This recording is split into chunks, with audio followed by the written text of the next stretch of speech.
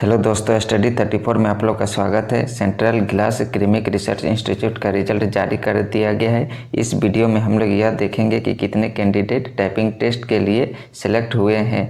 Post है आप लोग का जूनियर स्टेनोग्राफर, इसके लिए 5 पोस्ट है। नेक्स्ट पोस्ट है आप लोग का जूनियर सेक्रेटरीट असिस्टेंट जनरल, इसके लिए 7 पोस्ट है। नेक्स्ट पोस्ट है आप लोग का junior secretariat assistant finance and account, इसके लिए 3 पोस्ट है। नेक्स्ट पोस्ट है आप लोग का junior secretariat assistant store and purchase, इसके लिए 3 पोस्ट है। पोस्ट है जूनियर स्टेनोग्राफर, इसके लिए टोटल 150 कैंडिडेट को सेलेक्ट किया गया है टाइपिंग टेस्ट के लिए। नेक्स्ट पोस्ट है आप लोग का जूनियर सेक्रेटरीट असिस्टेंट, इसमें टोटल 737 कैंडिडेट को सेलेक्ट किया गया है टाइपिंग टेस्ट के लिए। टेलीग्राम का लिंक डिस्क्रिप्शन में है, वहाँ से आप लोग PDF को डाउनलोड कर सकते हैं।